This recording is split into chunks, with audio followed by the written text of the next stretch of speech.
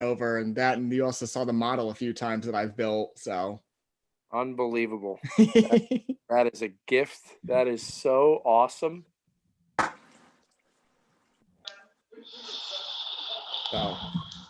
So for you guys down in Connecticut, like I hinted earlier, Colin is a good buddy of mine from Indianapolis, Indiana. Stayed with me a few times. I've met him in numerous touring bands now. He also is really good at making tacos, or at least selling them to me. Yeah, I don't make them because I don't want to touch meat and stuff, but they hook me up with free veggie tacos and they pay me absurdly well. So he also has some of the funniest tour stories I've ever heard. And then Johnny is actually a member of the very first band I ever saw live, and now a member of Keep Flying, which is another just wholesome ska band that I thought I might have sent you a couple of links. I guess I may have not, but you've probably seen me post some of their stuff in the past, or at least the past 3 weeks or so. So, but what is ska? I'm gonna kick you in the face. That means you would have to come down here for that. But what is ska? Ska is all right. We should probably start the podcast before you answer that question, because that's what you always ask us. We're at the already beginning. live streaming, so okay. Perfect. I'm gonna hit record, and then John's gonna do the intro because this is his trio to host. So John's let me get we were on YouTube already going. Yep. Cool. I called it John Loves Ska. You spelled my name wrong though. Did you put a question mark on ska? God, I hate you. Just talking about this John, the new John. You're such a butt. Anyway. I mean, I have one, and so do you. Okay, are you ready, John? Yeah, I'm ready. Wait. One last vape. Well, I'm already recording, but that's fine. I can cut shit out. So we'll edit this in post if we ever get to post. As long as it's not the full 6 minutes I had to cut out before I posted the Ancient Aliens episode. I'm good to go. Chuffing that mad Let's cotton, do yo. it. All right, ready? No, let's go.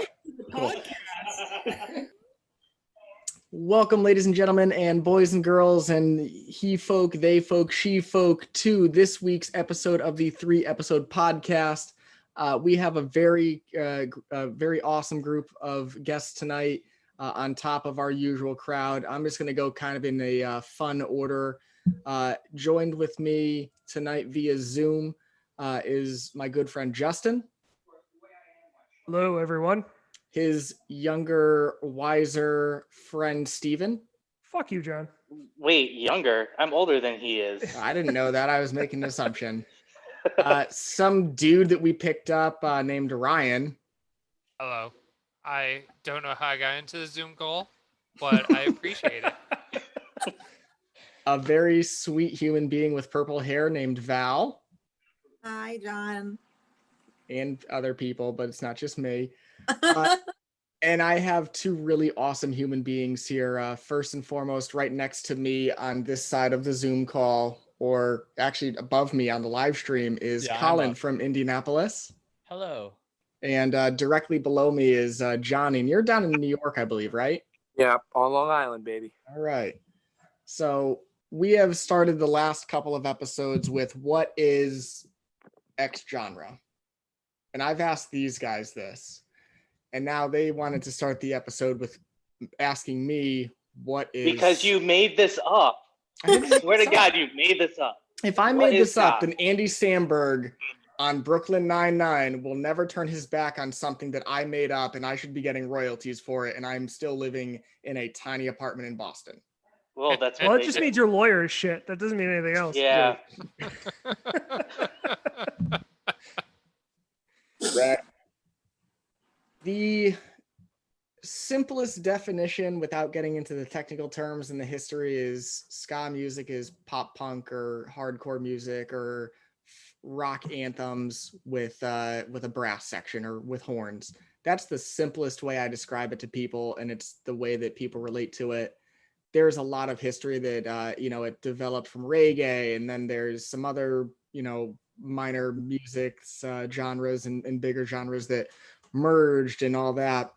But I mean, to me, simplest way, it's punk music with horns in it. And y'all are familiar with the song Superman because you guys, a couple of you recommended the remake of Tony Hawk, so you're familiar.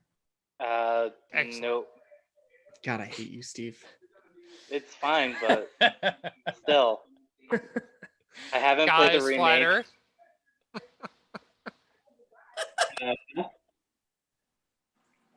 Anyway, I was thinking we'd go ahead and just start out with our two guests, just kind of get a little bit of their backstory, hear what they're all about right now. And since I introduced Colin first, I was actually going to do Johnny first.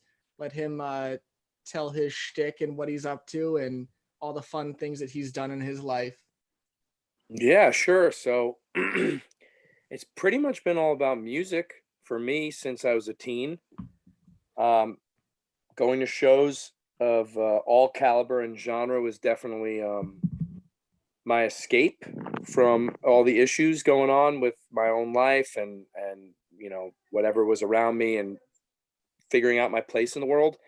But just kind of pressing the fast forward button, my band teacher told me that I could play bari sax instead of drums because I was bored.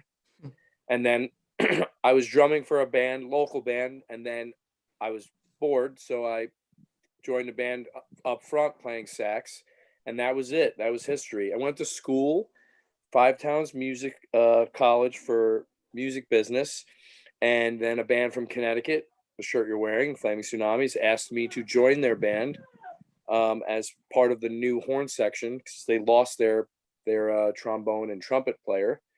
So me and a friend from Long Island both joined, and then it just kind of went from there. That band I went on till we broke up in 2008. I joined a band in Detroit playing sax as well called We Are the Union. I left that band in 2009. 2009, I was kind of pushed in a way that I felt I was going to move on from performing in bands. And then I spent the next all of these years getting into the business of music. So I started working for bands, whether it was merchandise or eventually leading up to tour management, which is what I currently do full time. And then a couple years ago, some friends of mine's band was breaking up and they approached me about here's some songs, and there's more to that story. But the short of it is I went to the studio to just record, and then I fell in love with the 4 songs, and then that's Keep Flying. And here we are. And now I don't want to say I regressed or went backwards, but the last 4 years, I've figured out how to work in the industry and also play in the industry. And I'm glad I did because I've gotten to do some really incredible tours with my current band that I would have probably never done had I just stayed with just working. And yeah, moving forward post-COVID, I think that I will have my hand in even more pots. I'll be working for a few more festivals that I work for a couple festivals already, but I think I'm going to do a few more of those once those can resume because I really like the festival work. I like being in one place, as well as still tour managing for a couple national acts, doing the Keep Flying stuff as much as we can, and also working on continuing to regrow the scene here on Long Island. We just lost one of our venues. It was the Amityville, right? We lost Revolution, Yeah. which is also in Amityville. We still have Amityville Music Hall, but we got to hope to keep that afloat. And yeah, the plan is to help keep that going, hopefully. So a lot on my plate, all of it's music. I will say that it has been nice taking a break for the first time in my life ever from all of that. This is the longest break I've ever had, and it's honestly, for me, been a positive thing. I know we all had the negatives of this and the depression from it, but like I have gotten over that hump now, and you know, I'm really happy that, well, not that hundreds of thousands of people have died, but I'm happy to have had this break to realize a lot of things that I think I needed to take a break and realize. So Yeah, that's the path. And it all started with my band teacher telling me to not play the drums and play the Barry saxophone. So here we are now. Very cool. That's awesome, man. Yeah. I was gonna say, before we hit our usual question round, let's hear Colin's story. Just that way we get to hear both sides, or really at least half of the country or a quarter of the country, where we want to split it.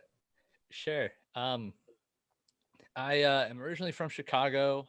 I Woo! started taking guitar lessons when I was like 11-ish, and I absolutely hated it. Like I did not like the whole, like, I mean, I get it. Yeah, scales are important and stuff, but I don't want to learn Twinkle Twinkle. I wanted to learn Green Day and stuff. So I quit those and started teaching myself. And then I started, when I moved here to Indianapolis, I started going to punk rock shows at a little church basement called the ES Jungle, and a couple other venues, the Dojo, stuff like that. Started going to punk rock shows, and I think the first show I ever saw in Indy, like in that basement, might have been Mustard Plug, which was a very, very, it blew 13-year-old me's mind. And you're only 19 now, so Right, so Mustard 6 Plug? years ago. yeah. Mustard Plug, yeah. So I decided, like, I'm like, this is fun, this is awesome, I want people to like freak out about me like that. So I wanted to get on that stage, and so I did. And I started playing a bunch of like just old early 2000s like pop punk covers and songs that might as well have been covers, because I was not creative at all at that time. So I was playing like SR-71 and Sum 41 and basically every number band songs. But then yeah, I played with and worked with a handful of bands. I really started like officially kind of taking off, not even really, but like I started like making that a bigger priority in like 2012-ish, 13-ish. I almost got kicked out of college because I was not showing up. I did Warped Tour and stuff a couple times. I then began to manage. I was a tour manager for a band called Reverse Order, and I believe they were finalists on America's Got Talent in like 2013. And that tour lasted it was one tour, and it lasted, I think, like 4 or 5 months. And it was a rough one. Because it was unlike any tour I'd ever done before. Because they had just been on TV, they had like some clout going. The tour was a big anti-bullying tour, so we would go basically in the mornings. We would get up at like 6 and then hit a bunch of schools in wherever we were at the time, and we would go we had a whole subs and PA set up, so it was loading gear in and out of these schools. Sometimes we would hit like 4 or 5 schools a day. We'd hit all these schools, play some songs, do a anti-bullying spiel, play some more songs, and then be done, pack it up, move to the next school. And then in the evenings, we would play an actual show in that area. So even though that like 6 months or 5 months is already a really long tour, but when you're doing like 6 shows a day, it felt like that one tour lasted for like 4 years. So it was a really, really long one. And by the end of that one, Henry from Keep Flying actually hit me up, and they were like, hey, do you want to come play bass with us on this Canada tour? And so I was like, yeah, absolutely. And I hadn't known them for very long at that point, but yeah, that on that tour, I think I met you for the first time on that tour, because that was the first time you met me in person. You guys played the Space in Hamden, and then you crashed at my place, right. Which I, from my background of things, I always wanted to give the band the best possible whatever I could, which is, I mean, there's some jokes that were long-standing jokes with some of the other members. Like, I always kept a bag of grapes with me because they would show me that fucking Duck song every single time. Yeah, it's like, song. Hey, got any grapes? So I'd just be like, yes, I do this time. And I would just throw the bag at somebody. There you go. Love it. But yeah, so I did the Canada tour with them, then did an East Coast tour with them and stuff. And then I remember on one of those tours, my legs had gotten so bad that like I went to the doctor, and I guess I had shin splints so bad that the doctor's like, I can't believe you're walking right now. Like one wrong step and your shin could basically just like pop and snap. And so I was not having fun on one of those tours, and the guys could see it. And it wasn't because I didn't like playing. It was just because I was in miserable amount of pain. So did that. And then I started playing with my current band the day after, and I've been with them since. And it's been fun. This last year we went and got to perform on a show called Sounds of the Underground on CBS or NBC, and our episode, we were featured alongside Mest, which is one of my favorite bands from growing up. They ruled. Alisana, for anyone who remembers them. But yeah, it was fun. I think Frank from MCR was on another episode. August Burns Red was on an episode. So that was a fun time. But since then, I just haven't been doing much, toured as much as we could have until this year. And now here we is. Here we is. So I like to open it up to the other people around me.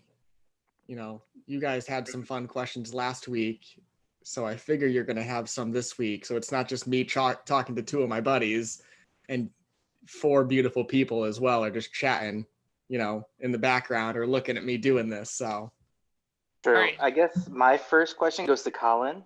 Yes. So I take it you're gonna get the PS5. If somebody wants to give me some money for it. I just moved into like a place that's right next to my work, which is convenient, so I'm not driving, but it's still way more expensive than anywhere else I've lived. So I might get one after it's calmed down a bit. Yeah, I moved. I'm not right in downtown Indy anymore. I'm about 20 minutes north of there, so still very close. But What the? yeah, there's a whole thing. I'll tell you about it soon, Johnny. Oh Yeah. boy, I hate to hear that. But I brought the candles with me, so everything's Oh, okay. that's good news. Yeah, I brought Candles, candles and Candle. Bella's over here somewhere, so everything's all good. The goodest dog. Absolute goodest dog. There she is. Hey, she's quiet. No, she can be on the On cue. podcast. My dog is on the podcast at least a few times. My Hey, cat is Yeah, currently but you snuggling were- up. Come here. Noelle wasn't on the podcast barking most of the time, but Noelle was on the podcast when you were like petting her And you just jingling, heard yeah, the you're jingle.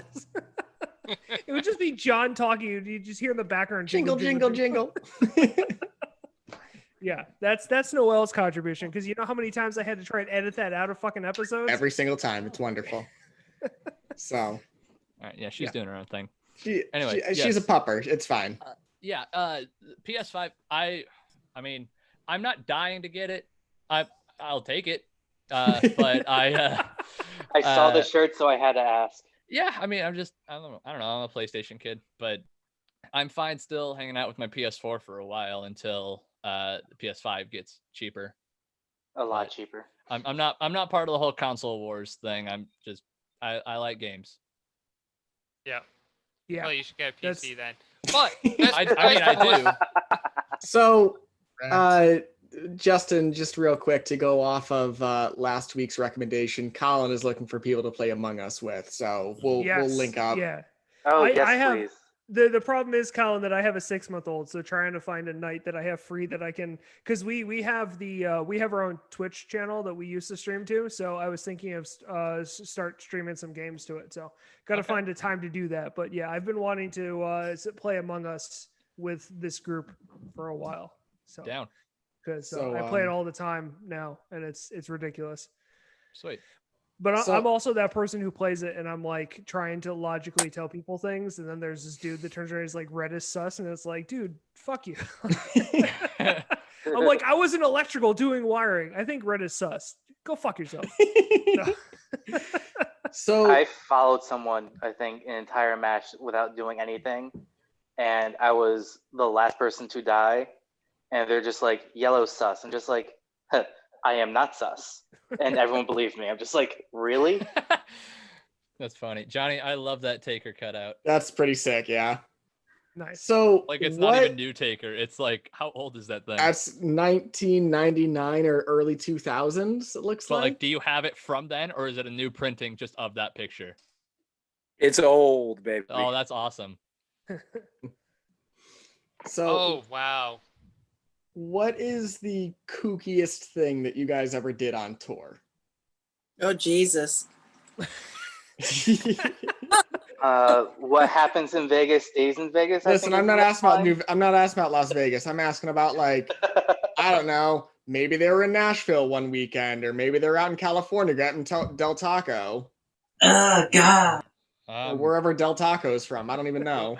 We're not super crazy about. I mean, people think tour is way crazier than it is. Like whenever we're not playing shows, usually we're just kind of chilling or driving, but or getting some trying to find like the best food. But I guess during that long tour, when I was with Reverse Order doing the anti-bullying thing, so we were this anti-bullying band that also like we bought so much like ghost hunting equipment for whatever reason, and we did like ghost hunting shit at every place that we were at. And then we went to this improv show where they fortunately picked one of us, and we told them what we were doing and where we were from, and like they compared us to a Hanna-Barbera cartoon because we were the anti-bullying ghost hunting band. So I guess that tour, but nothing really specific.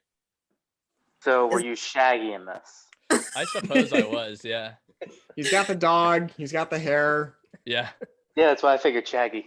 yeah, pretty much. So is How that did- why? Is that why you chose to study cryptozoology further, so people would take you seriously? No, just because I wanted something to do. And it was like, how many people can say that they have a degree in cryptozoology? Like, Yo, I I'm can gonna- do the whole "I know more than you" thing. But I'm currently doing a class. I just haven't had the time to finish it as fast as I did this one, but I'm doing one in ufology, which is the study of UFOs, and I'm about halfway done with that class. I fucking wish I knew that, because we would have called you up for the last trio too. Oh, really? Yeah. We just did an aliens trio. Oh, that's awesome. All right. How did the whole bullying thing start? Like, how did that tour become anti-bullying? Like, how does that even happen? So, like, it stemmed from like, basically internet hate and stuff. So, like, people hated this band simply because they were on TV. Like, just it's the same reason Okay. anybody talks crap about like Katy Perry or something. Like, it's just internet trolls and stuff. And like this kid wasn't this, like, one of the people in the band wasn't the skinniest person alive, but he wasn't the biggest. But like people were like calling him fat and stuff. And even though it's just internet trolls, like it still kind of wounds you. So they kind of turned it into like a positive thing. Like they started like a nonprofit called Reverse the Trend, which was like to end bullying and stuff like that. So yeah, so it kind of stemmed from that though. Okay. And Yeah, that's so cool, they though. set up a tour to be anti-bullying, like to be the people that go to the school and talk about. Right. That's interesting. That's a pretty cool thing. Yeah, no, I it thought was that was awesome. only done. I thought that was only really done in movies. And Hanna-Barbera. But Yeah. And South Park. And South yeah, Park. true. Pretty much, yeah. We were the assembly band, yeah. I have a question for the both of you, actually. What is? It's easy. It's probably easy if you talk about, the things, the groups that you're within the genre that you play or are involved in that have influenced you over the years. What's some like out of left field musical influences that you've had either growing up or things that just aren't within the genres that you are in, like your normal wheelhouse, that like really influenced you or like shaped you as a person or a musician? Because like everybody has crazy things out of left field, and I always like to know what those are. All right, Jock just Jams keep it up Volume in the 2. podcast. Say it Jock again. Jams Volume 2. Is that wait, was that the white with the red lettering, volume 2? How Yeah. what in my brain just went off that I remembered that? But yeah, I'll let Johnny go. All right. Out of left field. like not in the genre, I can give you 3. Weird Al Yankovic is my Yes. favorite artist Fuck of all yeah. time. Ooh, Yeah, definitely a win. I was hoping that was gonna come up. He is my favorite. I've seen him more times than any artist aside from artists that I'm working for. Like I've been seeing him. He was my first show. He'll be my last show. All these drive-in concerts are going on. I told my friends that there is not a single artist that I would go pay this money to sit in a car except Weird Al. I would do that, and I would drive as far as Columbus, Ohio, in order to do it. Weird Al, number 1. Number 2, out of left field, the Village People. Not musically, but the performance and the gimmick. I'm a big fan of gimmicks and the attitude in the music videos. And I got stuck watching old interviews and yeah, just something about that group makes me feel empowered. I don't know why. They had a lot of And good had a pageant lot of what? pageantry. They Village People had Oh good yes, absolutely. And then last but not least, a band that's been around for a really long time, a punk band from the UK called The Addicts. I've always been familiar with their music, but I didn't actually really get into them. This is kind of weird for me being in my mid-30s. I didn't get into them until last year. Like Keep Flying opened for them in Quebec City at a inappropriately sized venue, like way too small. And their live show, I remember Henry telling me about that show. I was blown away by the live show. I couldn't stop after I became obsessed, becoming obsessed with a band that has been around for over 30 years, who I didn't really know existed like that familiar and that well. Finding out now, like feeling like I missed out on all these years, like totally missed out. That's like my new one. Again, music, that band though, musically and performance wise, they put on a freaking show. The singer, Monkey, he goes by, puts on a show. If you just YouTube any The Addicts old live show, you'll understand what I mean. It's theatrics, it's costuming, it's props, it's running around, it's magic tricks, it's unreal. It's like the Aquabats. Right up my, huh? It kind of like everything you're describing right now just makes me think the Aquabats. So take that and make it more, tuned to older people, like tuned to standard punkers. I love the Aquabats. This is my first tattoo ever. Is the bat on my forearm, but that's within our genre. Like they also put out some great music. I love them musically. And you've worked in a few genres basically, so you've got some options there. Yes, those 3 are not within the realm. I think that those are 3 for me. So I'll pass the torch to Colin now. Sure. Yeah. I actually worked merch for Weird Al one time. It was really, really nice. Just peeling What? back layers with both of you. That is Damn. awesome. I will say he had bobbleheads that he made me charge like $50 a piece for, and now is like, but yeah, I get it. We sold out of them. Like you can, God damn. And buy it. yeah. So yeah, like I don't know, just so I wasn't lying. Jock Jams Volume 2 was super influential to me, just like that party style. Oh yeah. Disney in general, anything Alan Menken, like I absolutely love. Like no songs ever make me like feel like crying, but Disney songs pretty much. That's just me watching Tangled at this point, but right. Yeah. And then another out of left field. He didn't have to go that hard on that song, but he did. He did that for us. That was Elton John though, dude. But yeah, no, that's my all-time favorite movie is The Lion King. Woohoo, win. But then another, I guess, kind of opposite of those ones. It's not really our genre, but and I don't even really listen to them that much, but as far as presence goes, the Chariot is just an amazing band to watch. Like, I saw them at Haste the Day's farewell show for the first time, and oh my god, they like it blew my mind. Like musically, I'm not super into it. It's fine. I will never really just put the Chariot on in the car. It was always one of those live things for me. But like it was basically like chug, chug, throw, catch, chug. Like it was the craziest thing I'd ever seen was watching the Chariot. It's incredible. And then we played with like 68 and stuff a couple times, but it's still not the Chariot. But yeah, so I guess Jock Jams, Disney, and the Chariot. You know what that reminds me of? There was one video that I was obsessed with when I was in high school, and it was the Pop Roach video where he twirls the guitar.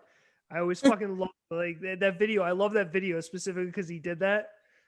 I don't remember which song the bass. One, it was a bass. Whatever. Yes. Sorry. Right. I apologize. Ryan's the Papa Roach expert here. So. I'm not the Papa Roach expert.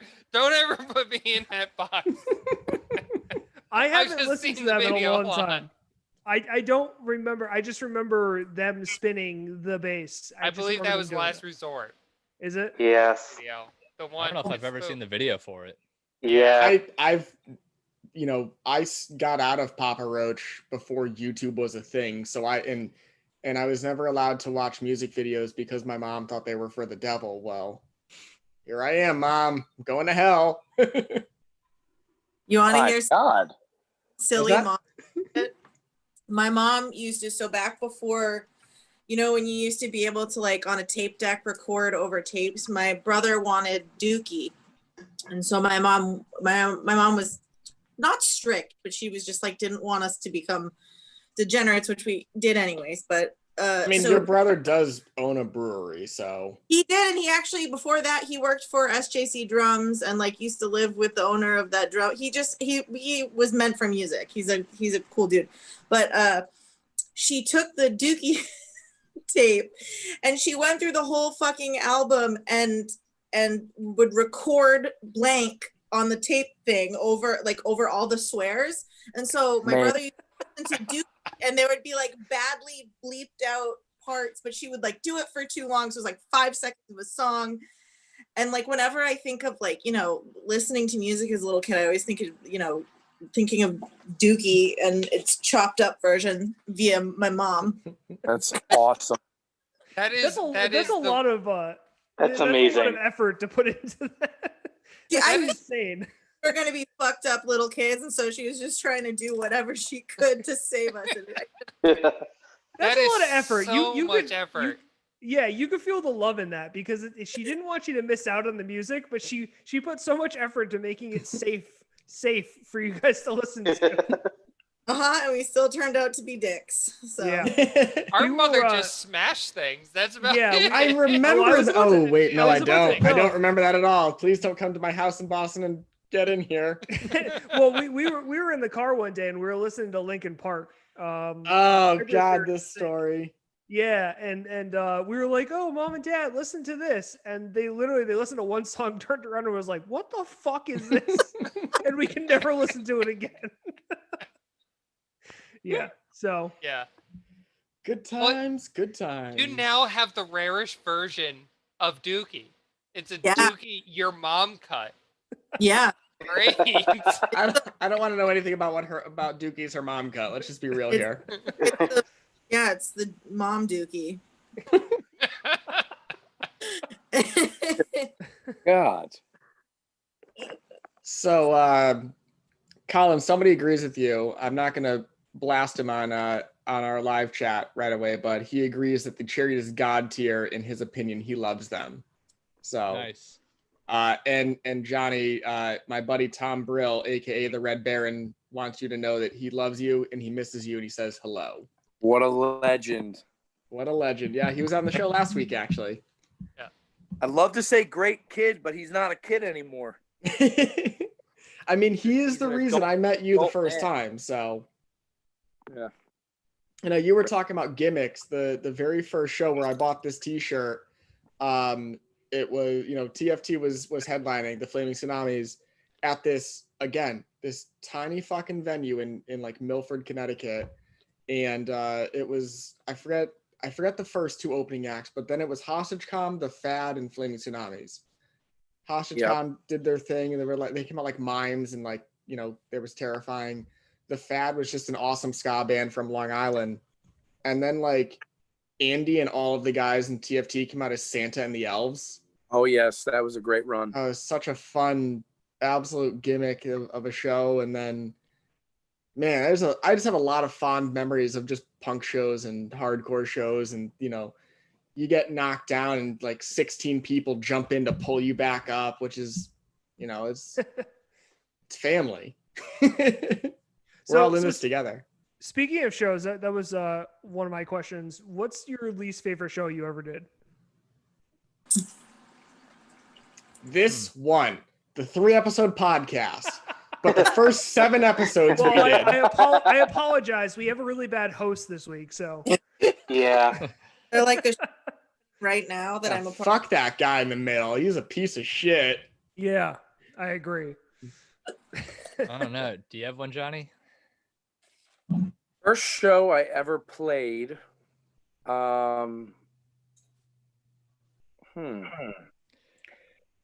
It's tough because it's not measured in the number of people, at least not for me. So I've played plenty of shows to 0 people or 1 person or 3 people that were just not the worst shows I've ever played, because I've walked off and been like, that was a pretty good set. Yep. Yeah. And that's a big thing too. Like I can look at the numbers and see how many people that are watching this live stream, but we're still going to give the exact same episode as if we have 100,000 people watching us. Right. Yeah. Which is how I always perform. I actually Right. would say the worst show I ever played was with We Are the Union. At the time, we were on a run. I can't remember where we were, but there was just one night where we just didn't lock in, to the point where like the drums and the bass were so off from each other. I don't even know what was happening, but it got to the point where I could not play. I physically couldn't play because I was off from everything else. So I just stopped playing. I remember turning around and being like, what is going on? Like, what is happening? I wish I could remember what city I was in, but it was just so long ago. I don't remember. I just remember that after that, like a combo was had that was like, yo, that can't ever happen again. Like this can't ever happen again. Trying to think of something that has more value to it. Let's see. One time, how about the Loft in Poughkeepsie? One time we played the Loft in Poughkeepsie, and that's above the Chance Theater in New York, Poughkeepsie, New York. And like the Loft is the upstairs venue that was like held together by some beams, and the floor was like collapsing, and they had to shut the show down and make everybody leave because they were afraid that it was going to just collapse into the ground below. In there. Damn. Dark. Wow. It's legit. Dark. No, everything he just said is accurate. Very dark and sad. Worst show I ever worked. Blood on the Dance Floor at a Legion Hall in Garden City, New York. It was just worst shit. The worst music, the most uncomfortable I've ever felt. And I'm so grateful that their light show went into the neighbors' windows so efficiently that they called the police and got the show shut down, because I just That's awesome. I was being paid to work, but I just wanted it to stop. Please, no more. That Davi Vanity is a real piece of work. Yeah, I haven't kept up with like the internet with that, but I'm fairly certain that it's bad. Very bad. He's done a lot of bad things to a lot of people, and I hope karma gets him. That's all I have to say about that. How about yourself, Colin? What's the worst show you ever? I'm a pretty optimistic person when it comes to that kind of stuff. Like Johnny said, like I have played plenty of like sometimes you just play a show and it's essentially community band practice. No one shows up, you're playing to the other bands. And so it's fun, especially when it's like just you and like a band you're on tour with and you're playing to the bartender or something, and that's about it. But well, like, I mean, don't take worse as like bad. Maybe just like like Johnny shows said you with wish with Watu, just there was a show they didn't click for whatever reason, and yeah, just a it was show a you bad wish show. went better, I guess. so there was one show with Survey actually, and I think it was Tiffin Ohio Music Fest.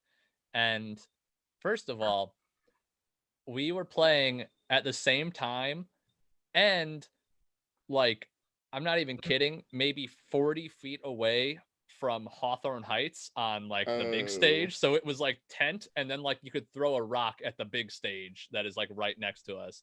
That was drowning us out. So all the punk kids were at our tent, and everyone else was over there. But I love Hawthorne Heights. They're a good friend of our band. But like that day, I was gonna make the obvious pun, but Indiana is not Ohio, so I can't make the obvious pun. I hate myself for it. Or you could just do me and just make the joke anyway. No. True. But so there was that, but that's not why it was bad.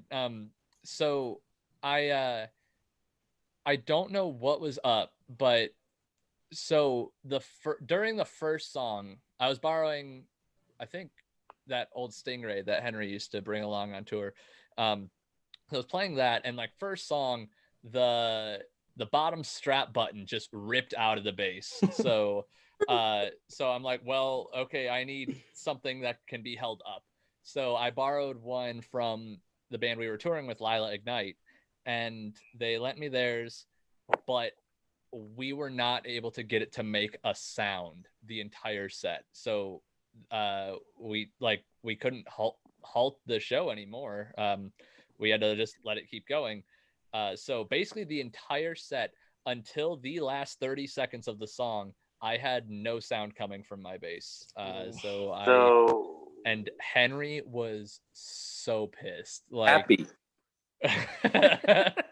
So that's just an air guitar that has a guitar next to it. Yeah. Essentially, yeah. A very expensive air guitar. Oh, it was brutal. Like Henry, it was just words, but like Henry was like, "I'm gonna send you home." I'm like, okay, but I felt awful. Like, we don't know why it happened or anything, but like, I don't know. That was definitely the worst one. Is just pretty much a show that I played but didn't play. Yeah. So that was rough. Okay. My other question was, have you guys recorded anything during COVID? And if so, how was it, like, how does that work? Ooh, start with Colin because he just released an awesome video. Okay. Yeah. So I'll give the I know I'm not here to talk about my main band, so you could talk about anything and everything, but whatever you want. We get off subject all the time. Yeah, okay, we're basically the tangent podcast. Okay. So this is what this episode is about. It's about ska, which no one knows about, and we're talking about everything else. Okay, great. Riff like ska. Let's not talk about ska. So here's the non-ska band. So I'm in a band called The Day After, and it's like heavy punk rock, like heavy pop punk, easy core, whatever you want to call it. Defend pizza parties. But at this point, like, so we've been recording, but due to COVID, we can't really get everybody in a room. So it's kind of like 2 people at a time going in to the studio. So that's going on. But I will say anything that people know about what we sound like previously over the last, the band is going to be 12 in December. So anything that we've ever recorded is pretty much not going to sound like what we have recorded now. Like it's like the pop punk thing is completely thrown out the window, which I mean, it's just all fun. Like no genres, no rules. So that's happening though. We do have some stuff being recorded. Hi, kitty cat. But yeah, so that's being recorded. That's weird. Hopefully more stuff's being recorded soon. But in the meantime, though, while bands aren't really playing shows, me, Josh from Backyard Superheroes, and a handful of other bands around the world and members of bands from around the world have all kind of come together, and we're recording just big old super covers of some songs. And so the first one we did was Fat Lip by Sum 41. And I think there was like 30 vocals on that, and then 3 guitars, a bass, and drums. Oh, I definitely saw that. Nice. Yeah. Yeah. So that one was a thing. And then the one that one got a little bit of traction. Not so much on YouTube, but I think it hit like 30 or I don't know, like 20,000 on YouTube or on Facebook. But then at the beginning of August or so, somewhere around there, beginning of August, we kind of had the idea to do a big cover of Superman by Goldfinger in time for the Tony Hawk release, or the remastered release. So we had like a month to record all our parts and record video and send it all in. And Josh is a mastermind and put all that together, the video. I feel bad. I don't remember the name of the guy who mixed and mastered everything, but like I do not envy him. There was like 90 plus tracks to all take care of. And But everybody got like 3 seconds of video, like at a time, to like they would add like 3, a couple of words like here and there. Everybody gets a line, and then all the choruses are together. But that one had, I think, like about 30 horns on it. Which was... I think that one worked out to be like 56 musicians. I think you posted. I think I saw you posted something like that. Hi, what's up? Plus, you got Tony Hawk on that. Yeah, Tony Hawk introed the video, and that's awesome. That is awesome. That was very, very cool. He did a kickflip. But yeah, no, I'm convinced that man has never said a swear word in his life. He just seems like the nicest guy. But no, he's cool. I love the memes. It's just like, what do you think Tony Hawk's up to right now? Tony Hawk's response: this. Well, you know where that came from, right? The TSA agent. Yeah, he has a real life story where they're like, you look like Tony Hawk. I wonder what he's up to nowadays. This. Yeah. Whose skateboard is this? It's mine. Are you any good at it? A little. Yeah. But yeah, so we're doing that. We got a couple more big ones in the works, some that aren't as big. Hey, I know. Trust me, she's fine. We can't hear her, but she's a very good dog. No, I think she may want to go OUT though. So, but she's gonna need to chill for a little bit. But hop up if you want. Go. Come here, puppy. But hi. Say When. But Put on jams. Yeah, so some smaller ones going on with like not everything is requiring 30 people on it. But I just recorded my parts for one not too long ago. So that should hopefully be coming out. We're not on like a deadline like we were with Tony Hawk coming out. So I think there's another cool one that's coming up. I'm not going to say what, but I'm pretty sure we're doing one that's going to be all girls, all ladies on it, which is going to be a very cool one. Please tell me it's Real Girls Eat Cake. That'd be a cool one. It is not though. Did you just bullet? Shoot a bullet, Justin? Jesus, come on now. You have a soundboard. What? I don't know. I thought I heard a bullet ricochet, and I thought you were just like zing, boom. No. But yeah, so that's all going pretty cool. I'll throw it over to Johnny because they just released some new music and it's awesome. Yep. Huh? You, buddy. Tell me during about Corona. Firestarter. So we finished our record. We're right before coronavirus. We have not recorded any new music since this has started. We put out, we pushed like everyone else in the music industry, all the bands with completed records for spring releases. Everybody pushed to the summer, and then summer became the fall, and then fall is the winter. And still a lot of Friends records for like these large national acts are waiting for next year. we've determined, when I say we, I mean in the music industry, it is a guarantee that if you release your record during this, you're just not gonna have as much traction as you would normally. It's just not possible.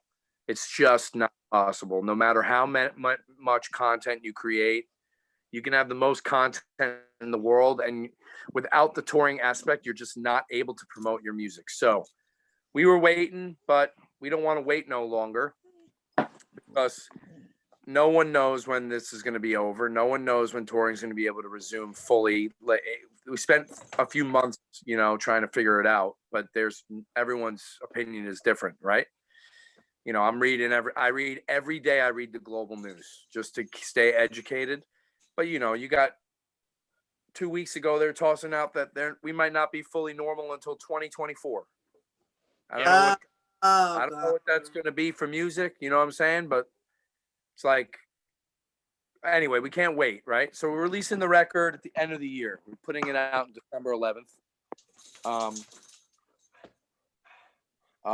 Which should be great because there's no other records coming out. Not a lot of records come out in December because it's usually a dead month for the music industry. We have another single coming out on October 9th, and then we're going to announce the record like 2 weeks after that. But as far as recording music during this, the band in the beginning, none of us live near each other. We're all kind of scattered in the Northeast. So in the beginning, we didn't link up at all. And then the first time we all hung out was around the 4th of July. Everybody has their pacing with this, with who they're pulling into their bubble, and our bandmates in full didn't all feel comfortable until then. Since then, I've seen everybody a few times, and we all saw each other. When you guys started to film Fire Sale? Because you guys also just released a music video within the last 2 weeks. Yeah, so we got together to film that right around that weekend. And we filmed another video for this next song that's coming out as well. And we're meeting up in 2 weeks to film 2 more music videos together. And it is very likely that we're going to go back to the studio maybe in December to work on some stuff.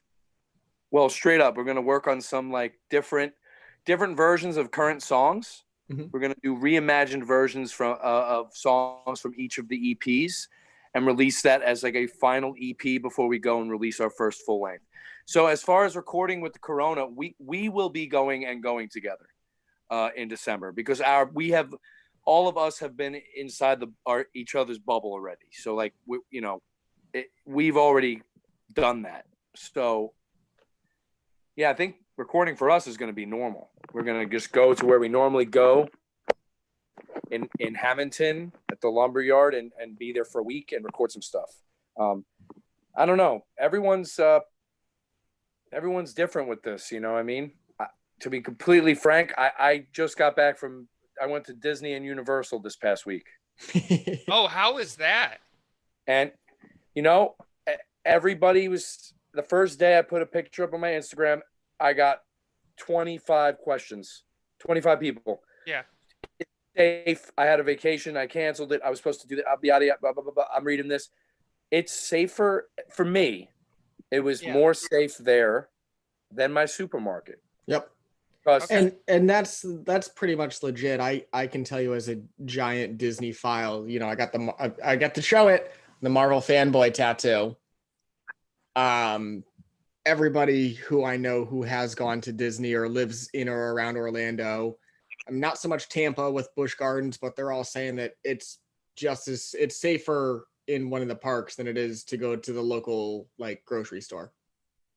What do you mean, as far as people wearing masks? And people wearing masks, things being sanitized, people respecting social boundaries and distance. Yeah, I have not had my temperature taken a single time until I left to go to Florida. Being in Florida, they took my temperature about 25 times. There's no temperature check in New York State. Yeah. Massachusetts as well. I've now taken 3 COVID tests, came back negative 3 times, but the nature of the industry that I'm in, I get one like every 2 to 3 weeks now, just because I don't feel safe anymore. And I went to Alabama at the right after 4th of July and just said, you know, I gotta just make sure. Yep.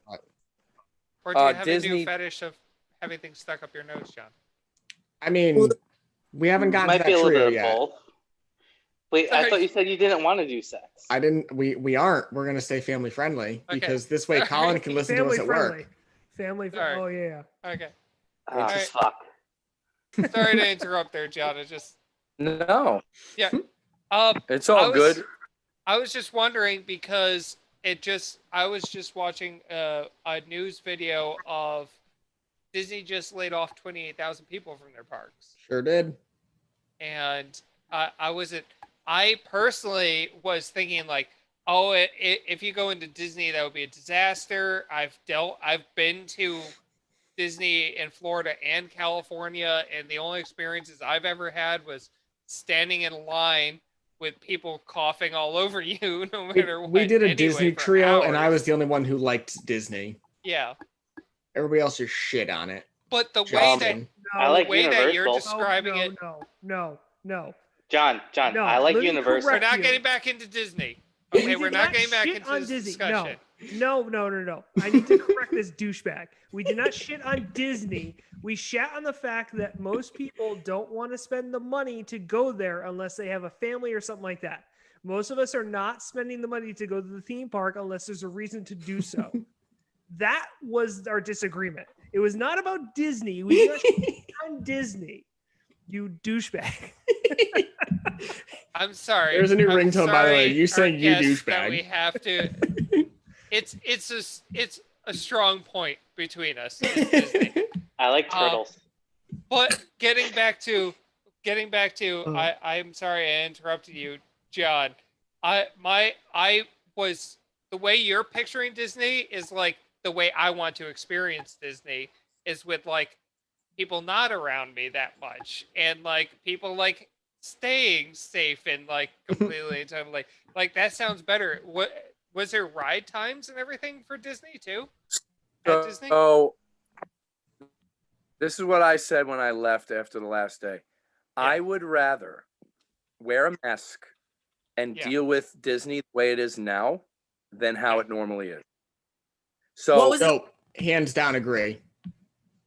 there What was wait longer than 45 minutes. Oh, 45 minutes.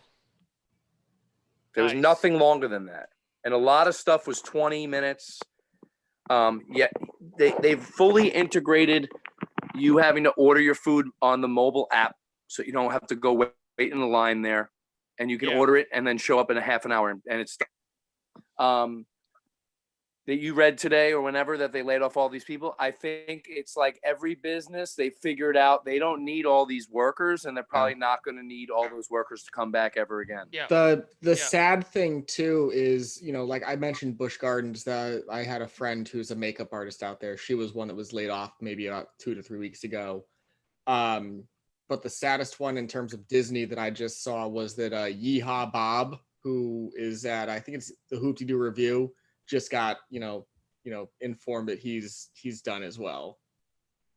And the show's not gonna come back. That's the thing. Like, there's no shows, there's no parades, there's no fireworks, there's nothing that makes anyone gather in a large group. Yeah. Right? Mhm. So that is a definite difference. You know, you're used to that kind of like, oh, the parade, so everyone's got to get out of the way and stand and wait. The fireworks. Do people want that back? Yes. Do I want that back? Yes. Is it time for it to come back? No. Can't have it right now. When those things come back, then there will be some jobs again. But man, I'm not telling people like get your ass there and go, but I am saying like if you had plans to go, like it's like if you had anxiety, I hope that this maybe makes you less anxious. The park hours are reduced. You know, some of the Animal Kingdom was open 10 to 5. 10 to 5 is like no time. That's pretty standard for them. Like they used to close by like 6. They were never in a night park, but I'm on the My Disney Experience app right now and checking things out. The longest wait time is Peter Pan's Flight, which is at 80 minutes, and the next longest Oh, are. I don't have the nerd. God damn it! I wish I put the nerd one in here. John, I did not know that you were a Disney person. I'm a huge Disney person. But the next two longest are the Buzz Lightyear ride at 60 minutes for a wait time and Space Mountain at 55. So I mean that's pretty standard for the most part. The thing is, none of them actually are that length. Every ride I went on, first of all, there's no more Fast Pass. That's gone. There is no Fast Pass. Fine, because Fast Pass is what drives the times up anyway. I think they've also realized that they don't need to bring Fast Pass back ever again. That's what some friends of mine who work there have said, and I think that would be better for everybody. But yeah, a 60-minute standby time, you get on the line, it's like 35 minutes. Mm-hmm. It's not actually, because the line is so spread out because they have all the markers. They have 6-foot markers, and sometimes even further. Around certain corners, it's like 12 feet. One of them was like 20 feet. So there's all this empty space in these lines. The only thing I'll tell you is because of that, any of the interactive lines that they have, they're not using them right now. Like the Haunted Mansion, you get in the elevator and you go up, you see the walls come down. You just walk right through it now. They don't have that. They're not running that because that involves people being enclosed in a small section. So it's just I'll be right back, guys. Constant flow of people. Wait, John, I found it. I queued it up. No. Do you want me to say something nerdy to let you use it, or should you just? Can we? What? Say something. Okay. I really love this Captain America tattoo that I have over here. Oh man, it'd be a shame if I got interrupted. No. Well, excellent. Thank you. You're welcome. All right. All of the things that you're describing are all of the things that I hate about theme parks in general. Like I have a really intense phobia around like large groups of people close to me and like touching things that large amounts of people have touched recently. Like that freaked me out before all of this. And like, so whenever I would be in a theme park, all I could think of was like, oh, somebody like puked or wiped their nose and then touched that railing that I'm now leaning on. And I feel like that would, kind of the way that things are in this like dystopian Disney that you're describing is like, it sounds bad. Disney-topian. Oh, I love it. You watch people with rags with like the whatever antibacterial spray, just constantly wiping the handrails, the trash cans. They're just at all times. There's people just wiping them down. And there are hand sanitizer stations literally every 15 feet. You walk barely anywhere that there might have been something you might have touched by accident, then there's a hand sanitizer station right there. Yeah. Universal straight up dumping hand sanitizer on people's hands when you come on the rides. You have to get it. You have to get it on your hand. I love that. So, I'm all that. If people are gonna, I agree. Love that. I agree. If you look back at the history of Disney parks and the history of the Imagineers and everything like that, it's not really shocking that they can really quickly and really well come up with something to do this. Because, like, if you look back at the history of Disney parks, it happens over and over and over and over again that there was an impossible task that was put out, and then the Imagineers just went, okay, we could do this and this and this, and it would work. And that's all stuff that, even behind the scenes stuff, that anyone that goes to the park can see it, but you don't realize that that was something that somebody thought was going to be impossible to do, but is now completely and totally possible because somebody just went, no, I can think of something to do that. But I mean, I don't know why I didn't think of it being this way before, because it totally makes sense to me the way you're describing Disney now, because the parks would be like that. The parks would be like, okay, so we can't do this and this and this. Let's move all this around. And I could totally see in the future, like you were talking about, like how some of those employees won't be coming back because they're kind of replacing.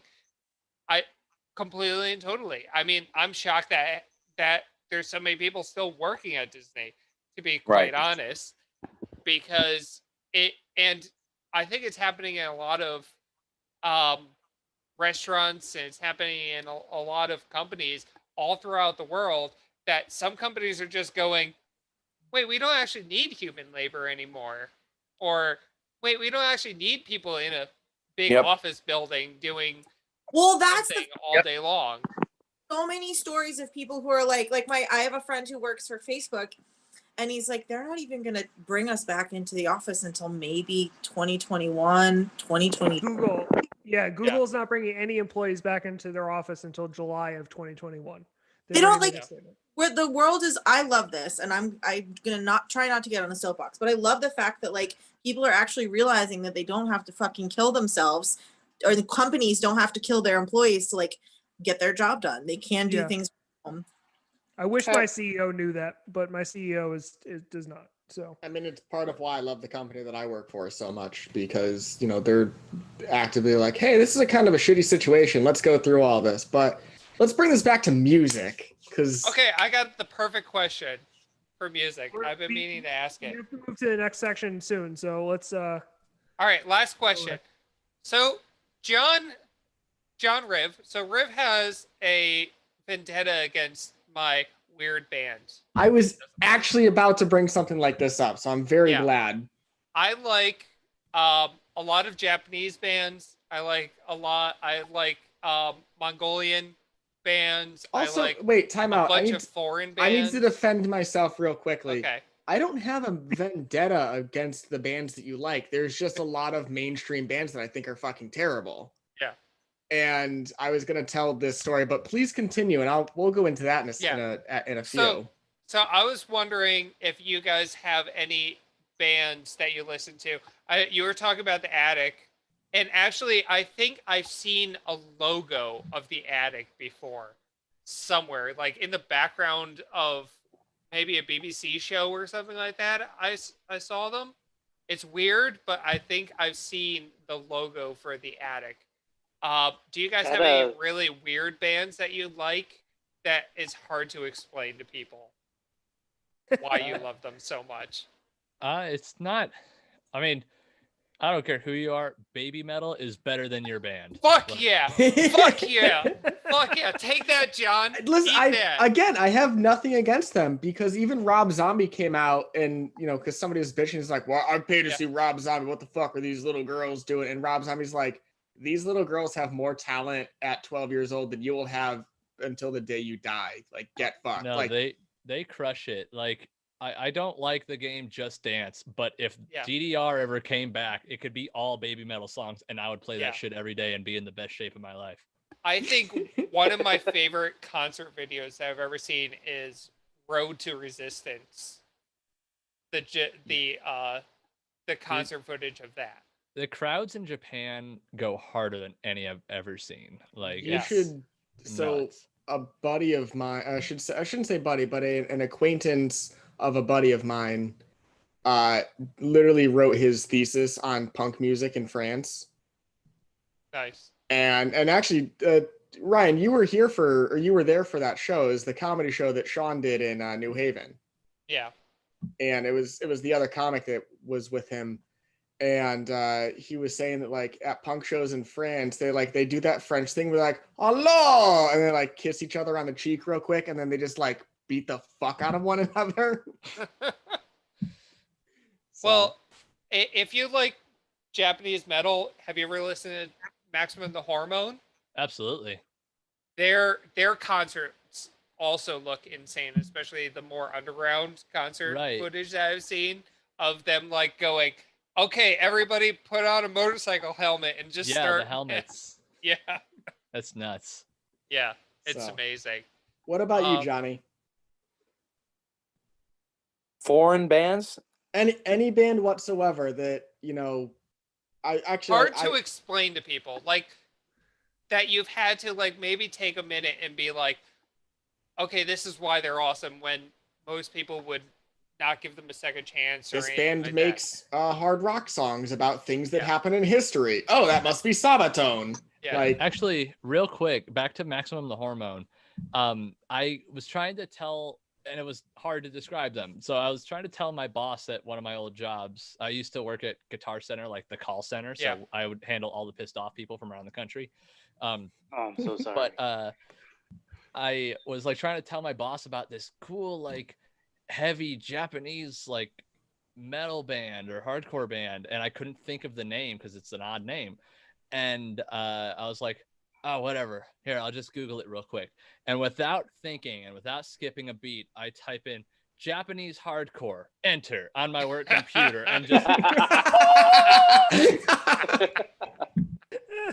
and well, actually, I didn't Google it. That's how I found out that Bing automatically pixelates everything for you when it comes up. So Thanks, Bing. thanks, Bing. You're good for something. I mean, making a flight sim game is one thing, but Yeah. so how about it, Johnny? What's a band that you love that's hard to explain to somebody?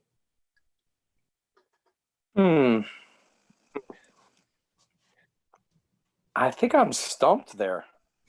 I don't.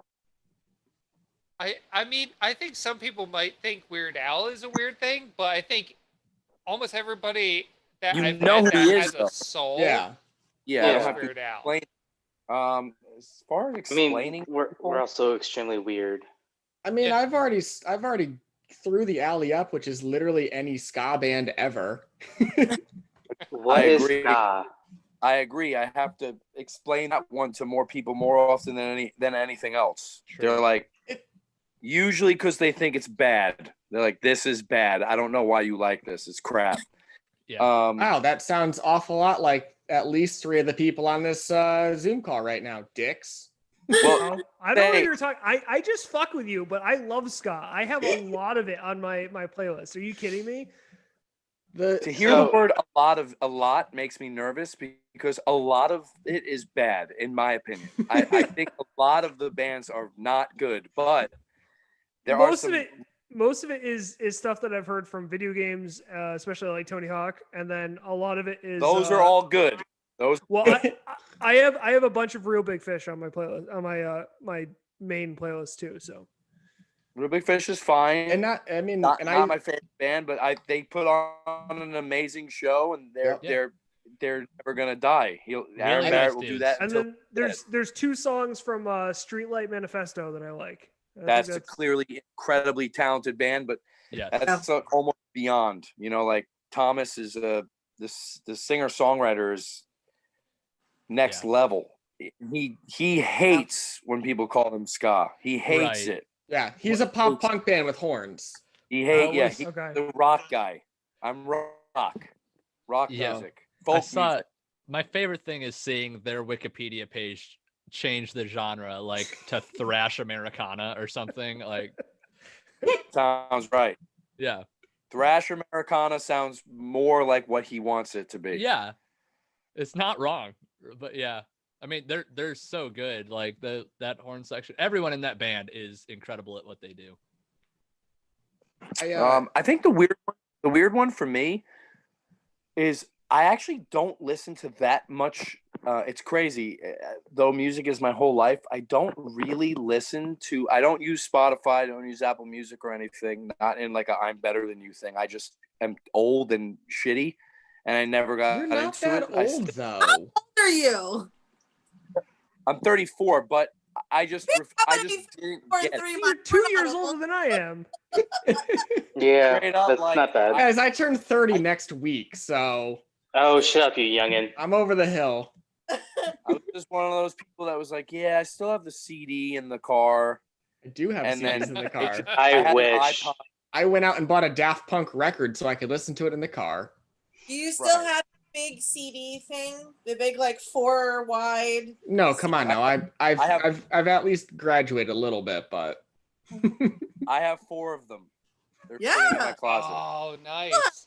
I recently was like, I need to get rid of all these CD cases. These are worth nothing. And I was like, but some of the CDs I want to keep. So I actually bought those during quarantine.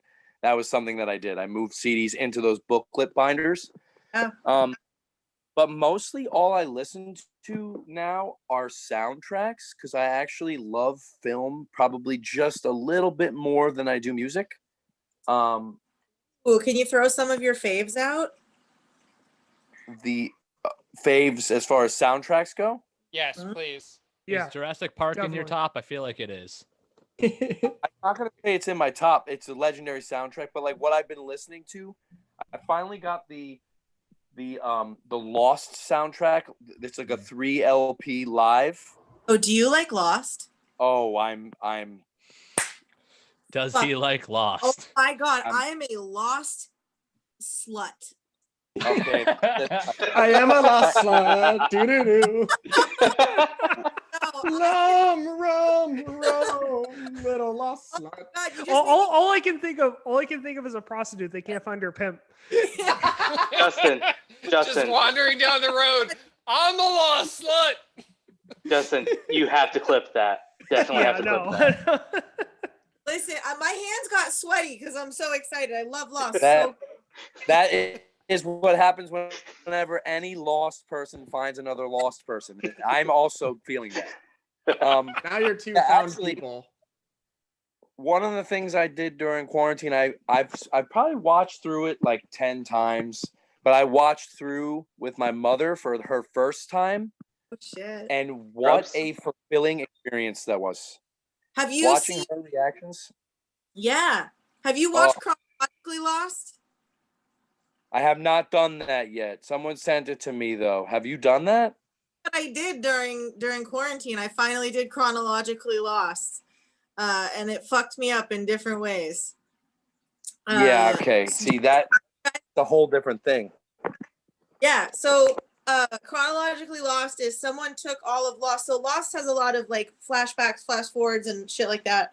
So someone took every single Lost episode and put it chronologically from the very beginning to the very end, and you can watch the series that way. And like people who sit at home and are like, "Oh, Lost," yeah, they love that shit. So I'm one of those people. Oh hell yeah! I love that, the Dharma Initiative. Hell yeah! Oh man, I'm like amped up.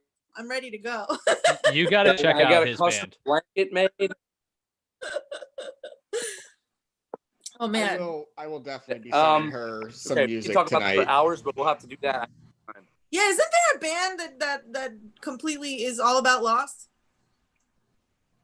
There's a band that does. I mean, probably. There's a don't know. band that's just Ned Flanders. So I was literally just thinking of that. What the hell is it? It's like the it's diddly. called Oakley Dokley. Oakley Oakley Dokley, Dokley, that's- yes. Yeah. Oh, okay. so- Well, But yeah, Just stop Johnny's that. band actually has a song called "Live Together, Die Alone." You need to listen to Yeah. it. oh fuck. Hell Yeah, yeah. our second EP is called Walkabout after the episode 4 of Lost. Goodness. John Locke. I almost had a John Locke tattoo. That's the only Lost tattoo I had an appointment booked, and then 2 days later it got shut down from quarantine.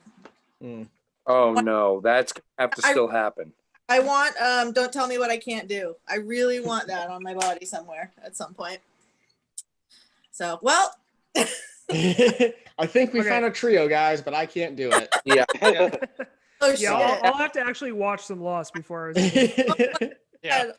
I'm gonna freak the heck out if you do that. So, just to give the hat trick for this trio of talking about D&D in every single episode, Ryan and I used to play on a Wednesday night campaign, and we were talking about music. And this, just to bring it back to Ryan's thing, we're talking about music that I don't like, music in general that I think is overplayed, overrated, etc. And Bohemian Rhapsody is one of those songs.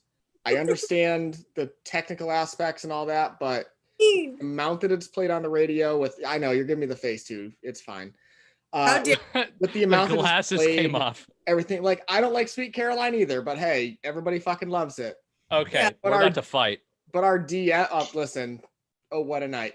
But our DM would just be like, Ryan, Riv like ska, and just continued the game, and that's Yes. that's That just- where this basically came from. I understand. You know, it's not that I don't like these bands. It's just that I don't want to hear "We Will Rock You" immediately into "We Are the Champions" because I think there's a better use of that 4 or 5 minutes on the radio. How dare you talk about Freddie that way? I'm not talking about Freddie Okay. that way. I'm talking about an entire band that way. Should we move on to the next the Yes. last section, John? Let's hit that Okay. last segment. Hit that sound bite for us. Ladies and gentlemen, it is recommendation time. Okay. Where did Travis come from? I Who's thought this I just saw asshole? him. I thought I just saw him behind you. I'm not sure though. He's I actually need to get a cutout of Travis and put it behind me. That would be the best. He's playing thing. on his video game team tonight. Oh, Yeah, yes, well, yes. good for Yeah. him. Anyway, so for you guys, what we do at the end of all of our episodes is we go around and we recommend a thing or two that either we're listening to, watching, doing, enjoying of any type. So I'm gonna start with two really awesome ones. One, first, the band Keep Flying, which is the band that Johnny is in. If you want to hear songs about loss and understanding and bargaining and the 5 stages of grief, you'll hit it. Second, I'm going to recommend another two. One, the NPCs. My boy Colin is over there, as well as The Day After. If you want just some awesome Midwest pop punk, you've got Nothing to Lose. And then just a quick little aside, some buddies from a little bit further south of him, The Weekend Classic. I hope they're doing well. I got to reach out to them. I don't think they're still around, actually. I should have said, I hope those guys are collectively doing okay with whatever they're doing. I think they're all doing the SoundCloud rappy thing, but I mean, I know one of them just had a kid, but I don't remember which what? one. I didn't even know that. I but- think he also got married just recently. So Well, congrats. I know, right? You know, I didn't- Facebook's a wonderful thing. Yeah, I didn't know that, but Um, I'm pretty sure the last tour that I was on was like the last tour that they did. No, because they came in and stayed with me another time after that. That's right. Okay, yep. And that's when remember you I hit me met. up. That's I think when I met Dan Amaro from he's from Detroit. I can't think of his band right now, and I'm blanking on it. But realistically, the last real thing I want to recommend is a song that I cannot find anywhere. John, if you want to send it to me, it'd be great. But it's called Plane Ride to Borneo. And it is the absolute perfect song for when you're just pissed off at somebody. Because if you had your way, you'd put him on a plane, ride to Borneo, and never see them again. So that was an old We Are the Union song from easily, I think 2009 or so is when I first heard it. So Need me to send that to you? I can send that. yeah, if you could send it to me, that'd be wonderful. I would love you for it. Why they don't have that online? I'm assuming It's not on Spotify anywhere, unless I'm just blanking on the actual name of it. No, I think they just don't have some things up there. Yeah, because I know I also reached out to Jeremy at Scott2 Network to kind of be on the show tonight too, just to see what would happen. So yeah. Anyway, let's let me look at my computer again. Let's go, Johnny. What do you want to recommend to our viewers and listeners this week?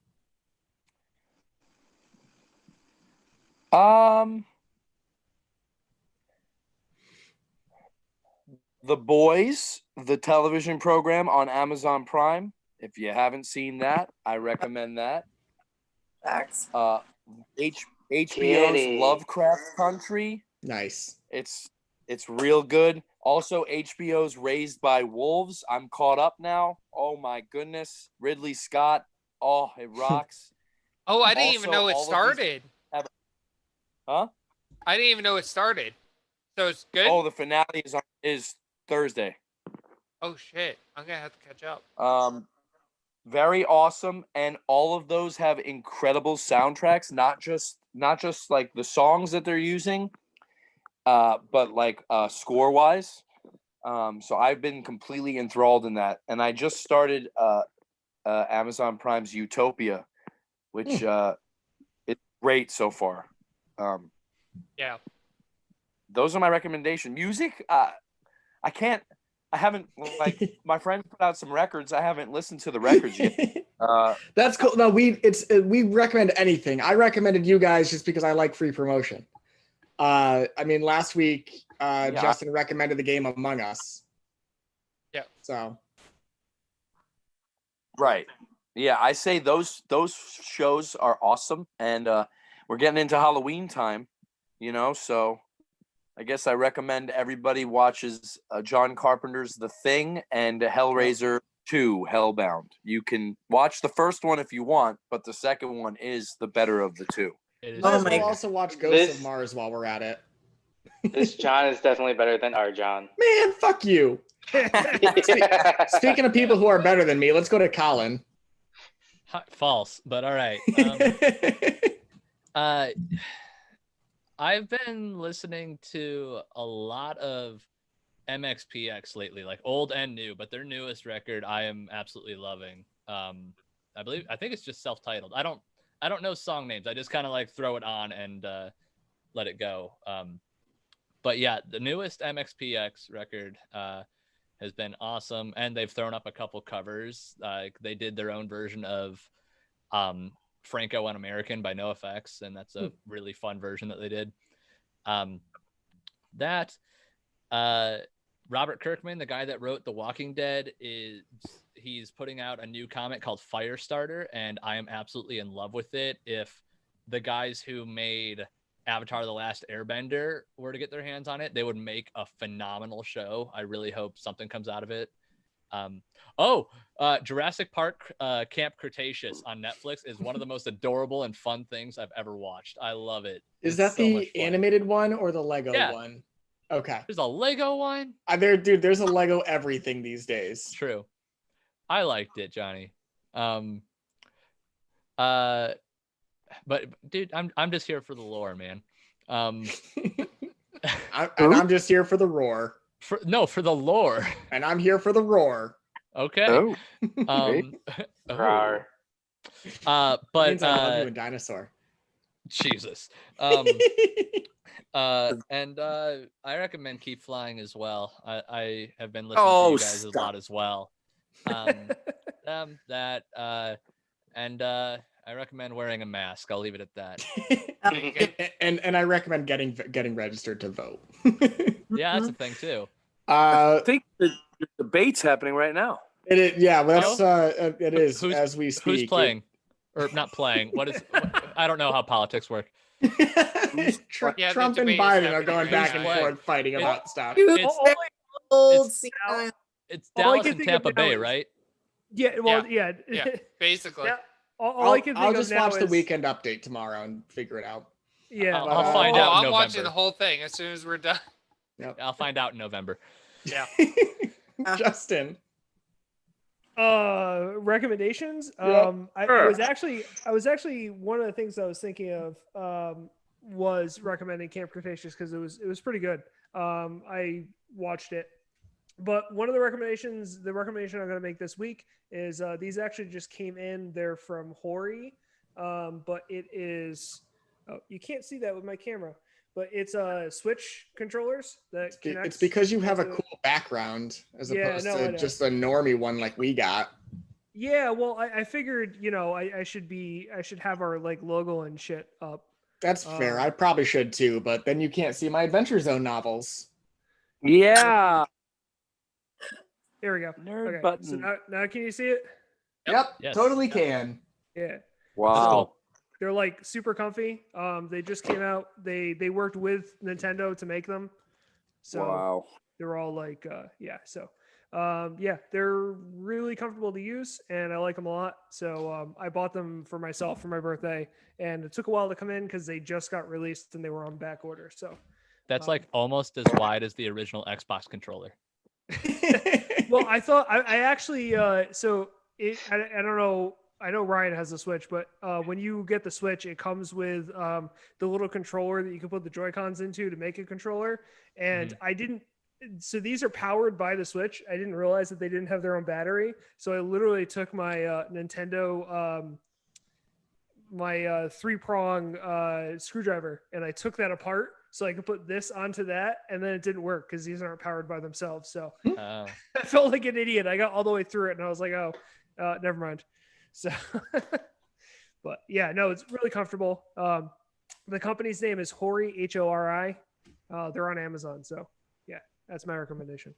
Sweet. All right. Let's go to the top corner. They're the other top corner, Mr. Ryan. Okay, so I am just gonna do 2 bands. seeing as we are doing music trio, and I don't think I even did last week. But two bands that I think need even more recognition and following. Brass Against is kind of a cover band, but it's covering mostly a lot of Tool and a lot of Rise. Against the Machine, Rage Against the Machine. Rage. And they do a bunch of other covers, but that's mostly what they do. And supreme music quality. It's a full brass section. And basically some of the covers are even better than the original, especially some of the Tool ones. I highly recommend, if you want to get into Brass Against, to go start with like The Pot or Killing in the Name Of. Their covers are amazing. And also the other bands that I is probably more popular than I think it is, but I've been listening to it forever, is Death from Above 1979. It's a two-person band. They're kind of weird. They're like hardcore punk. I'm not sure. They broke up for a long time and then came back together again. Really fantastic band. Death from Above 1979. Neat. Yeah. So, Miss Valerie. Okay, I've got two. I've got a movie and then an actual thing. And also Lost, because Lost. And watch Lost. Watch Lost. Literally, it changed What can you watch Lost Lost on nowadays? my life and the way I view Hulu? life and the way I view other people. It's on Netflix, For too. serious. So I just watched I'm Thinking of Ending Things. It's a Charlie Kaufman movie. So he's the dude who did Being John Malkovich and Adaptation and Eternal Sunshine of the Spotless Mind. And I think it's on Netflix. I think I watched it on Netflix. I don't know. Netflix. But it's a really fucking weird movie about this girl visiting her partner's parents for the first time, and things get wacky because that's how Kaufman does things. And so I really liked it. So I suggest that. And then I've been getting into, during quarantine, I put some use to my tarot deck. And so I started learning like basic tarot card spreads and stuff. And so I bought a book about it. And so if there's anybody who like has a deck of tarot cards and like has no idea what they're doing, like me, I got this book and it's called The Ultimate Guide to Tarot Card Readings. I have that in the house. It's a really awesome book, and it's like super, the way that it's up is kind of like textbooky, so you can like reference each card. And it's really gotten me to like practice a little bit every day, and now I kind of feel like I have a little bit of a grasp on it. And it's just like what I've been doing during quarantine because I live alone, and I guess I'm talking to the spirits because they don't have roommates.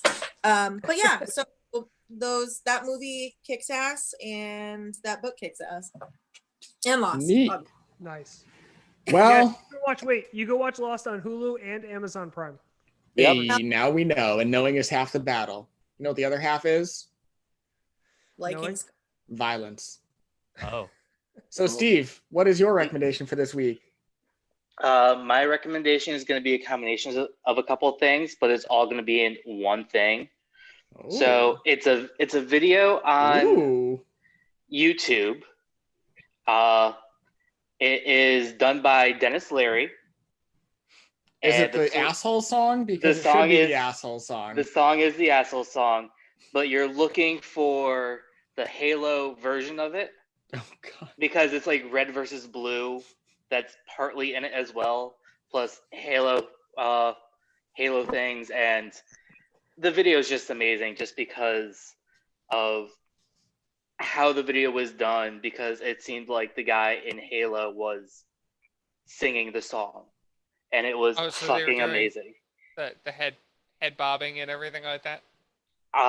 No, it was first person. I'm singing it plus cutscenes, so I'm singing it. It was. You have to watch it to actually like appreciate the beauty of it. You'll have to put it into the chat or something at some point. If I ever learn how to use this damn thing.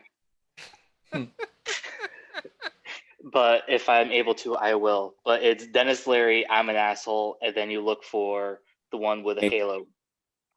Fucking amazing. I want to go ahead and thank our guest this evening before Justin gets to do the final outro.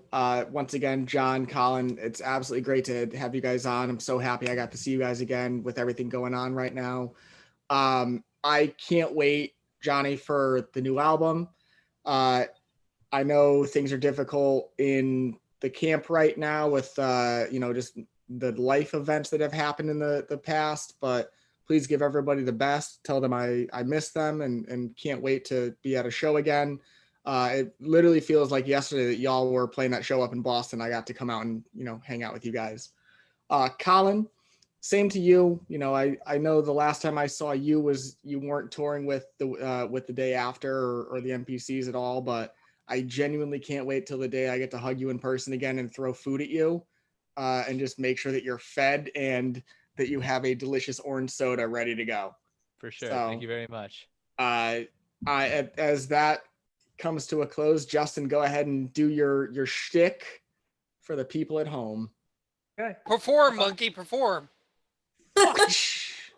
Thank you for listening or watching us. If you want to listen to us again or catch up on any of our other episodes, you can find us on Spotify, iTunes, Google Podcasts, SoundCloud, YouTube, and a handful of other podcast platforms. If you can't find us on your favorite podcast platform, please let us know so I can work on getting us there. Our tag you can use to find us on Instagram, Twitter, Facebook, and more is 3EP Podcast.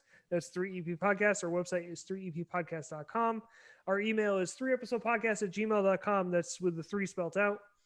We live stream our episodes almost every Tuesday around 8 p.m. Eastern on YouTube. So follow us here. Please give us a like and most definitely comment so we know what you think about what we were doing, and let us know if you have any questions or suggestions or anything you want to tell us. If they're listening to us on SoundCloud or YouTube or any of our platforms, what do they do, Steve? Like, comment, subscribe, hit that bell notification. What? I got distracted because I started thinking. That's a bad thing. Yes, I thought I smelled something burning from there. Please also remember to check out our network at giveusashout.network, where you can find our sister podcast as well as our t-shirts and other merch.